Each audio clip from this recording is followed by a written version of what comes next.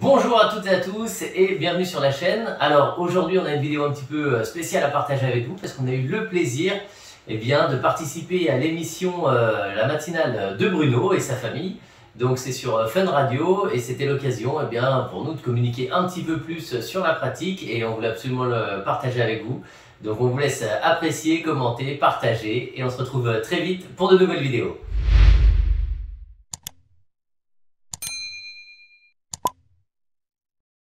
Ninja, c'est un truc de film. Honnêtement, c'est un truc de film. Quand tu vois ça dans les films, tu dis c'est un truc de dingue. On a tous vu des ninjas dans les films, dans des combinaisons noires, avec leurs sabres. Ils font pas de bruit. Ils font pas de bruit, mais c'est un petit peu la caractéristique principale du ninja. Eh oui. T'as toujours un prof un peu vieux qui fait des citations un peu bizarres dans ces films-là. C'est vrai. Il a des longues moustaches. Oui, voilà, il est tout le temps calme, ce mec. En général, oui, mais c'est justement pour sortir des clichés qu'on va accueillir Ben dans quelques instants, parce que l'image qu'on a des ninjas, c'est ça. Les étoiles ninjas, qui se plante dans la porte. Et toi, t'essaies de lui lancer une et il l'attrape. Ouais, c'est ça. Et il entend le bruissement de l'air. Et il se repère l'autre. Ça, pour moi, c'est ça, ninja. Ben est 15e dan de ninjutsu. C'est un peu la classe, les amis. Et il va nous expliquer, parce que justement, nous, on est un peu concon sur le ninja. On pense au ninja du cinéma, mais à un moment, il y a des profs de ninja. Et est-ce qu'on est loin de la réalité quand on parle de ce qu'on voit dans les films? Bonjour Ben. Hello, salut famille, salut tout le monde. Salut. Bienvenue sur Fun Radio. Je disais, voilà, c'est un peu l'image qu'on a des ninjas en France. C'est celle-ci, t'en es conscient? Mais carrément, ouais, ça a été grave fait par tout ce qui est cinéma, manga, la totale. Donc il y a cette image du ninja effectivement qui est une base authentique. Et puis en même temps, on va dire en 2021 à l'heure actuelle, la pratique a un petit peu évolué. Mais les fondements, on va dire, sont pas si loin de la réalité. Ouais, parce que les fondements, en fait, les ninjas, c'est un petit peu les chevaliers qu'on avait nous au Moyen Âge. Ça date du Moyen Âge en Asie, les ninjas. Ouais, c'est effectivement. Alors, je dirais plutôt le GIGN de l'époque, tu vois, parce que les chevaliers, ce serait plus les samouraïs et donc étaient plutôt, on va dire, au service du gouvernement et tout ça. Et puis les ninjas étaient plus le côté un peu GIGN, mission d'infiltration, voilà quoi. Les samouraïs c'était plus mourir avec les honneurs sur le champ de bataille. Le ninja, il était non mais laisse-moi tranquille, moi je veux survivre, j'ai des infos à rapporter, tout ça. Ouais, donc, c'est fragile, quoi. La philosophie est pas la même. Ouais. En fait, la philosophie des ninjas, c'est apprendre ce qui fait mal pour pas faire mal. Ouais, ça, à l'heure actuelle, c'est vrai. C'est vrai que maintenant, à l'heure actuelle, on va pas apprendre aux gens à faire des strangulations, à crever les yeux, à faire des trucs comme ça, tu vois, à Paris en 2021. Ouais. Donc on va plutôt voir comment, en fait, on apprend à bouger naturellement et d'être le plus complet possible. Mais alors, est-ce que tu as envie aujourd'hui, parce que tu as monté ton truc, déjà c'est courageux, parce que c'est vrai qu'il n'y a pas beaucoup de ninjas à la base en France. Je pense que quand tu t'es lancé, il y en avait encore moins. Grave. Et alors, tu as monté ton truc et t'as envie? En fait, ouais, c'est ça. C'est que pourquoi c'est moins connu que le karaté, le judo, l'aïkido, tous ces trucs-là, c'est que en fait notre maître l'a gardé longtemps, jusque dans les années 80-90, donc c'est assez récent, et l'a exporté, a ouvert, on va dire, les portes du dojo occidentaux seulement, dans cette période-là. Donc ce qui fait que c'est tout neuf. Enfin, c'est un art ancestral, mais en même temps c'est tout neuf en Occident.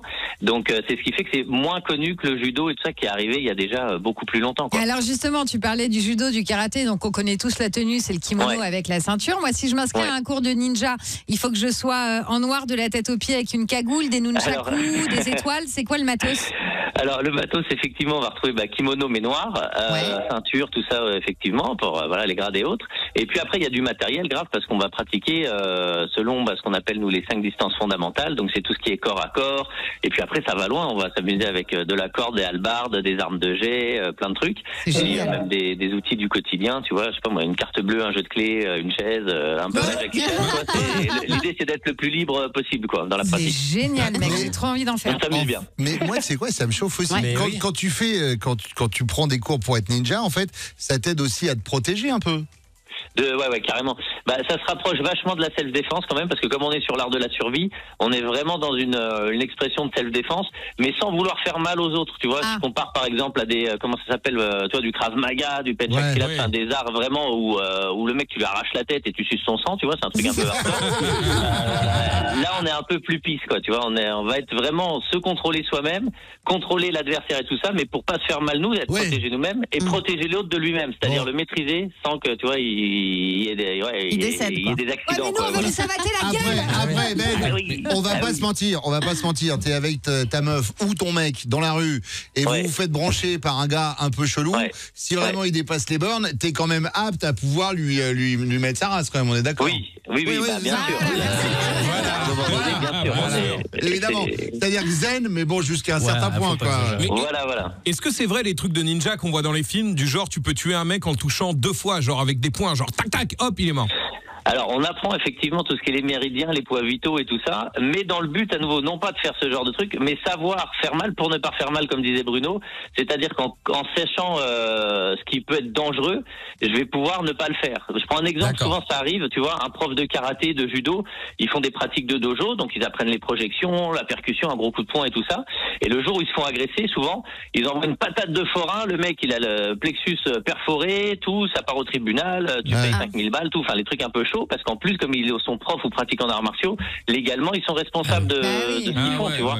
Et pareil, j'ai eu un pote qui était judoka, prof de judo, hop, il ponaguait comme ça sur le bitume, pas flotte, pas tétraplégique, mais vraiment immobilisé salement. Voilà, donc tu fais ce que tu as appris dans le dojo. Et nous, avec cette approche-là, l'idée, c'est de savoir ce qui fait mal, nous, pour maîtriser le gars et tout. Et puis, on n'est pas juge, t'inquiète pas. Non, mais c'est vachement intéressant. Tu sais quoi, et Ben, t'en parles, mais de ouf, ça donne envie. Moi, je vais m'inscrire. Je trouve ça vraiment canon. On est passionné, Tu sais, Ben, tu parlais de self-défense et tout. Moi, j'ai fait du judo de haut niveau.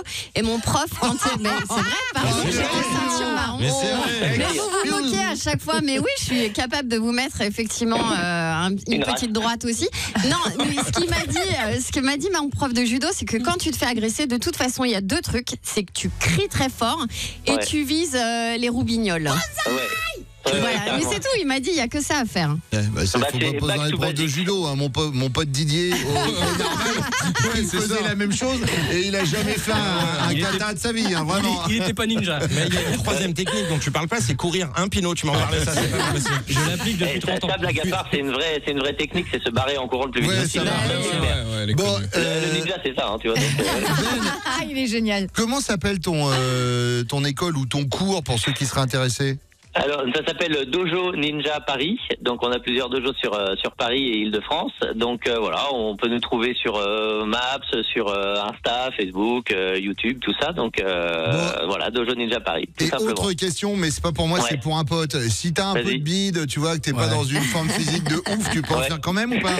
Alors, grave, parce que la philosophie de l'art, c'est de se reconnecter à son mouvement naturel. C'est-à-dire que, tu vois, dans le dojo, tu vas pas avoir des gens qui vont être tous 1m80, des biceps et tout. Autant de filles que de garçons, 1m80, 1m12, gros, petit, ça, c'est surtout comment tu bouges avec ton corps, en fait. On n'a pas le même corps, donc tu vois comment tu prends le flow et comment tu bouges naturellement avec ton corps, on va pas caler, tu vois, des katas, des trucs et tout, de manière rigide, comme on peut le voir dans les autres arts martiaux, ce qui fait un peu que c'est spécial. On va plutôt, tu vois, bouger avec fluidité et puis s'amuser, quoi. Ben, ça me chauffe ton histoire. Je suis pas là de venir te voir, mais si je viens, plus la personne d'1m12 pour moi. Merci beaucoup Ben d'être passé ce matin, c'était super intéressant, vraiment. La famille, c'est top. Ça fait plaisir. Bonne journée. Salut. Ciao. 15e dan quand même de Ninjutsu. Faut pas le faire Yesh.